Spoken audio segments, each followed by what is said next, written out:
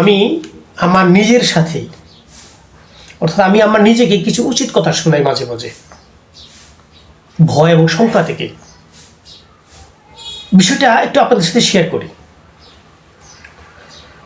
মহান স্রষ্টা, যিনি পৃথিবীর প্রতিপালক, মহান স্রষ্টা বলেন, কোনো কথা বা কাজ গ্রহণ করার ক্ষেত্রে তিনটা জিনিস লাগবে। একটা হচ্ছে কিতাব, আসমানি পানি, আর হচ্ছে জ্ঞান, আর হচ্ছে প্রমাণ। কি লাগবে? তিনটা জিনিস লাগবে। কিতাব, জ্ঞান, প্রমাণ, এই তিনটা জিনিস লাগবে। তো আমি যে কথাটা আমার নিজের সাথে নিজে যে উচিত কথা শুনে বললাম না, এটা বলি। এর পূর্বে একটা জিনিস আলোচনা করি, সেটা হচ্ছে, দেখুন, কোনো মানুষ যদি গরু বা উট পালন করে, ভেড়া দুম্বা পালন করে, তো পালন করার পর সে নির্দিষ্ট পর্যায় পর্যন্ত কিন্তু পালে, এটা লালন পালন করে। এক সময় হয়তো বেচে দেয়, না হলে সে জবাই করে খায়, এমনি খায়, না হলে কুরবানির সময় অবশ্যই জবাই করে খায়, খায় না? পালন করার পরেও খায়। আমি কথাটা বলতাম, যে জিনিসটা বেচে দেয় মানুষ, গরু বা উট, ছাগল, বেড়া যায়, দুম্বা যায়, বলে পালন করলো, পালন করার পর নির্দিষ্ট সময় বেচে দিল, সে টাকা পাইল, সেই জিনিসটা অন্যজনে নিয়ে কিনে নিয়ে খাইয়া ফেলাইল, ওই খাওয়ার স্বাদটাকে সে পাইল। কথা বুঝেন নাই?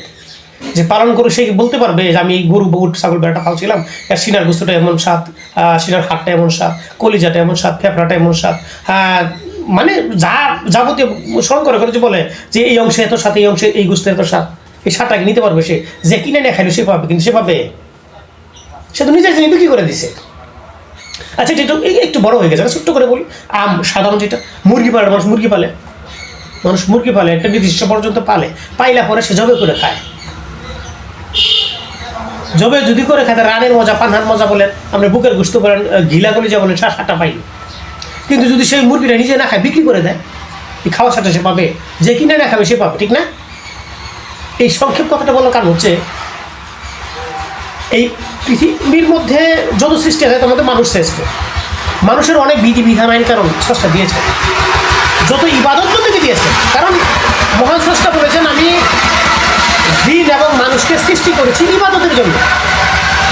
মানুষকে সৃষ্টি করা হয়েছে, জিনকে সৃষ্টি করা হয়েছে ইবাদতের জন্য। তো মানুষ যদি ইবাদত করে, ওই ইবাদতের মধ্যে একটা শ্রেষ্ঠ ইবাদত হচ্ছে সালাত।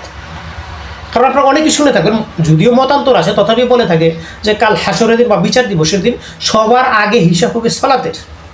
সালাতের হিসাব নেওয়া হবে। তো সালাদটা কত বড় মানুষের জীবনে গুরুত্বপূর্ণ। আচ্ছা, এখন বলুন তো, এই সালাদটা কি সবার উপরে সমানভাবে ফরজ, নারী পুরুষ, নাকি প্রাপ্তবয়স্ক হওয়ার পরে সবার উপরে একসাথে ফরজ, নাকি এমন যে মুসল্লি বা মুক্তাদির উপরে ফরজ, ইমামের উপরে ফরজ নাই, এরকম?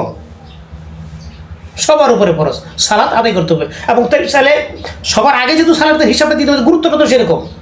সালাতের সকল ইবাদতের ক্ষেত্রে সালাতের গুরুত্বটা অত্যধিক।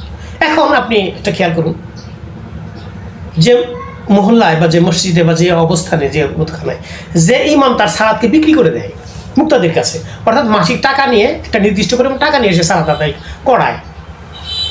এখন বলেন তো, যখন কেউ ইমামতি করতে যায়, ইমামতি করার ক্ষেত্রে কয়েকটা লক্ষ্য রাখতে হয়। মুক্তাদির কথা, এখানে বয়স্ক মানুষ, তরুণ মানুষ, শিশু মানুষ মুক্তাদি হয়, তাকে একটিদা করে, সালাদ আদায় করে, তাদের কথা খেয়াল রাখে কিন্তু তার সালাদটা আদায় করতে হয়।